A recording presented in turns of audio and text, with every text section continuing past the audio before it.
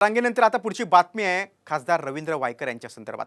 मुंबई पोलिसांच्या आर्थिक गुन्हे शाखेनं खासदार रवींद्र वायकरांना क्लीन चिट दिले, त्यावरून मात्र राजकारण पेटलंय। तर सरकार दाऊद इब्राहिमला देखील क्लीन चिट देईल असा टोला खासदार संजय राऊतांनी लगावलाय।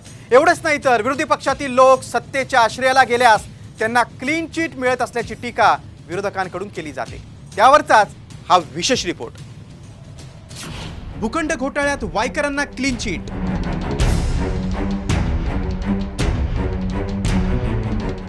आता सरकार दाऊदलाही क्लीन चिट देईल।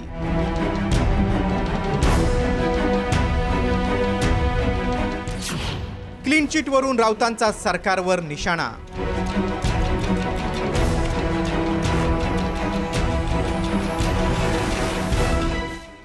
लोकसभा निवडणुकीआधीच रवींद्र वायकरांनी शिंदे गटात प्रवेश केला आणि कथित जोगेश्वरी भूखंड घोटाळ्यात आर्थिक गुन्हे शाखेनं वायकरांना क्लीन चिट दिली। तर मुंबई महापालिकेकडून वायकरांविरोधात दाखल झालेली तक्रार गैरसमजातून झाल्याचंही आर्थिक गुन्हे शाखेनं म्हटलंय। यावरूनच संजय राऊतांनी सरकारला धारेवर धरलंय। दाऊदलाही क्लीन चिट मिळू शकते असा टोला राऊतांनी लगावलाय। तर वायकरांनी क्लोजर रिपोर्टवर प्रतिक्रिया दिली आहे।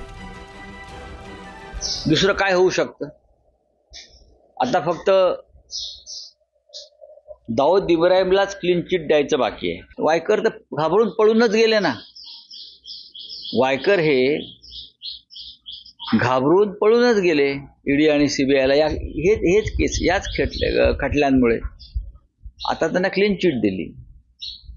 दुसरं काय होऊ शकतं या सरकारमध्ये?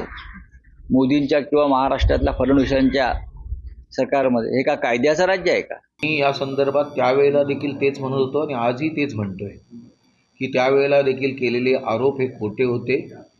मी कोर्टातही तेच सांगितलं आणि आजही सांगतोय, त्याचा विजय झालेला आहे। मी त्याला महत्त्व देत नाही। सत्यमेव जयते, सत्याचा नेहमी विजय होतो। महाविकास आघाडीचं सरकार असताना किरीट सोमय्यांनी कथित जोगेश्वरी भूखंड घोटाळ्यावरून आरोपांची राळ उडून दिली होती।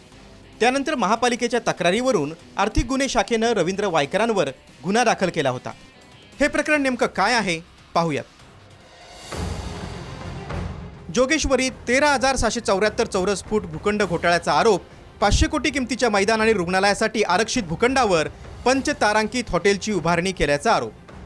महापालिकेची परवानगी नसताना हॉटेलचं बांधकाम केल्याचा आरोप। उद्धव ठाकरे मुख्यमंत्री असताना सही केल्याचा सोमय्यांचा आरोप।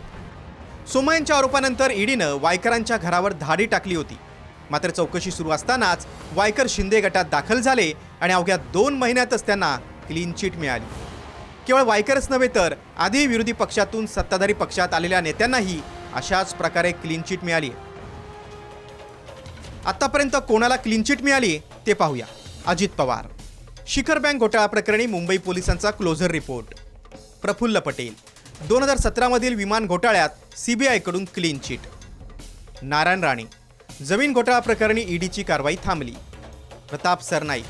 टॉप सिक्युरिटी घोटाळा प्रकरणी closure report. Mohit Kamboj. Bank loan प्रकरणी ईओडब्ल्यूचा closure report. Bhavana Gawali. Money laundering प्रकरणी क्लीन चिट। छगन भुजबळ। महाराष्ट्र सदन घोटाळा प्रकरणी closure report. Hasan Mushrif. Money laundering प्रकरणाची चौकशी थांबली। विरोधी पक्षात असताना कारवाई आणि सत्तेच्या आश्रयाला गेल्यानंतर क्लीन चिट मिळत असल्याचं दिसून आलंय। त्यामुळे विरोधी पक्षाच्या हाती आयतच कोलीत मिळालंय। लोकसभेत विरोधी पक्षांविरोधातील कारवायांचा फटका महायुतीला बसला। आता विधानसभा निवडणुकीत हा मुद्दा किती महत्त्वाचा ठरणार हे पाहणं महत्त्वाचं ठरणार आहे। ब्युरो रिपोर्ट, साम टीव्ही न्यूज, मुंबई।